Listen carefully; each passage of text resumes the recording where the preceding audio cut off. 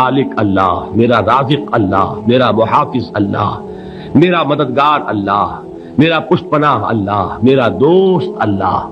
یہ دوستی ہے اللہ کی جو لب لباب ہے، حاصل ہے ایمان کا، اسی کا نام ولایت ہے۔ اولیاء اللہ کے سروں پر سینگ نہیں ہوتے، جس کے دل میں ایمان راسخ ہو چکا ہو وہی اللہ کا ولی ہے، جسے اللہ پر یقین ہو چکا ہے وہی اللہ کا ولی ہے، جسے یقین ہے اللہ میرے ساتھ ہے، میرا مددگار، میرا پشت پناہ، میرا ساتھی، میرا دوست، میرا محبوب، میرا محب۔ اللہ اہل ایمان سے محبت کرتا ہے۔ واللہ یحب الصادقین، ان اللہ یحب الذین یقاتلون فی سبیلہ صفا کانہم بنیان مرصوص۔ اللہ محبت کرنے والا، اہل ایمان محبوب، اور اہل ایمان محبت کرنے والے اللہ محبوب۔ والذین آمنوا اشد حبا للہ۔ آپ تصور کیجئے جسے یہ رشتہ ایمان یا رشتہ ولایت حاصل ہو جائے، الا ان اولیاء اللہ لا خوف علیہم ولا هم یحزنون، آگاہ ہو جاؤ، اللہ کے دوستوں کے لیے نہ کوئی خوف ہے نہ کوئی حزن ہے۔ اور میں بیان کر چکا تھا، خوف اور حزن کے خاتمے ہی کا نام امن ہے۔ زوال خوف، زوال حزن۔ یہ خوف اور حزن کیوں آتے ہیں بار بار؟ اللہ تخافوا ولا تحزنوا، دونوں آ گئے۔ الا ان اولیاء اللہ لا خوف علیہم ولا هم یحزنون، پھر وہی دو۔ وہ کیوں ہے؟ خوف ہوتا ہے کسی مستقبل کی بات کا، یہ نہ ہو جائے، وہ نہ ہو جائے، یہ نقصان نہ پہنچ جائے، یہ تکلیف نہ ہو، یہ غضب نہ آ جائے، خوف ہے مستقبل سے۔ حزن ہے یہ کیوں ہوا، یہ نہیں ہونا چاہیے تھا، یہ میرا فلاں چیز میرے ہاتھ سے جاتی رہی ہے، فلاں موقع نکل گیا، اب بیٹھے ہوئے ہیں اندر ہی اندر کڑ رہے ہیں، صدمہ ہے اور رنج ہے۔ اور جو اللہ پر ایمان رکھتا ہے وہ جانتا ہے ما اصاب من مصیبت فی الارض ولا فی انفسکم الا فی کتاب من قبل ان نبرأها ان ذلک علی اللہ یسیر لکی لا تأسوا علی ما فاتکم ولا تفرحوا بما آتاکم واللہ لا یحب کل مختال فخور۔ اس زمین میں یا تمہاری جانوں میں کوئی تکلیف، کوئی مصیبت نہیں آ سکتی سوائے اس کے کہ جو اللہ نے لکھ دی ہو، اس سے پہلے کہ وہ ظاہر ہو۔ جس کو یہ حقیقت معلوم ہو گئی اس کو یہ طرز عمل اختیار کرنا چاہیے، جو چیز چھن جائے، جاتی رہے، چھوٹ جائے، اس پر افسوس نہ کرو۔ کس نے چھینی؟ دوست نے۔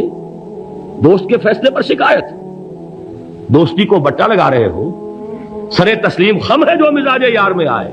اگر دوستی ہے تو پھر تو تمہیں گردن جھکانی چاہیے کہ ہر چے ساقی ماریخت عین الطافست، جو بھی میرا ساقی میرے پیالے میں ڈال دے اس کا کرم ہے، جو اس کی طرف سے آئے اس پر کوئی رنج نہیں، کوئی صدمہ نہیں، کوئی غم نہیں، کوئی شکایت نہیں، کوئی شکوہ نہیں، اور جو ہوگا وہ اس کے اذن کے بغیر نہیں ہوگا، اور اس کا اذن ہوگا تو یقیناً میرے لیے خیر ہی خیر ہے، چاہے وہ ناگوار شے ہو، بظاہر مجھے اچھی نہ لگ رہی ہو، میری شارٹ سائٹڈنس میں مجھے وہ نظر آ رہی ہے کہ میرے لیے بری ہے، لیکن قرآن نے کہا ہے عسیٰ ان تکرہوا شیئا وہو خیر لکم وعسیٰ ان تحبوا شیئا وہو شر لکم واللہ یعلم وانتم لا تعلمون۔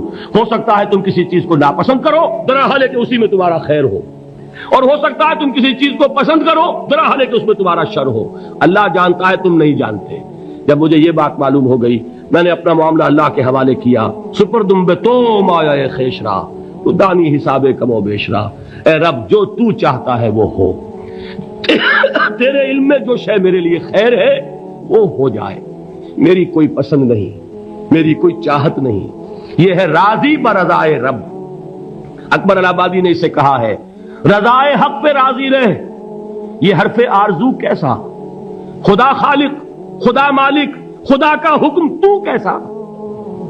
جب میں آ گیا بیچ میں، میری پسند، میری مرضی، میری خواہش، میری چاہت، یہی تو شرک ہے۔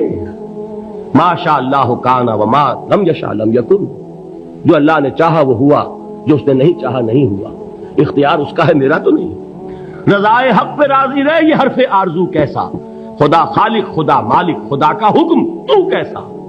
اقبال نے اسے کہا ہے فارسی میں۔ اب آپ کہیں اس کا ترجمہ بھی کرو تو وہ مجھے ذرا اس وقت کچھ بہت ہی بدذوقی کسی بات نظر آئے گی۔ جائیے پوچھئے کسی سے جسے فارسی آتی ہو۔ برو کشید ز پیچا کے ہست بود مرا چوک دہا کے مقام رضا کشود مرا۔ مجھے تو تمام پیچ و خم سے نکال دیا اس مقام رضا نے۔ میں راضی برضائے رب ہوں، جو فیصلہ اس کا میں اس پر راضی۔ تو کہاں کا حزن اور کس کا خوف؟ یہی زوال حزن اور زوال خوف، یہی ہے امن، یہ نتیجہ ہے ایمان کا۔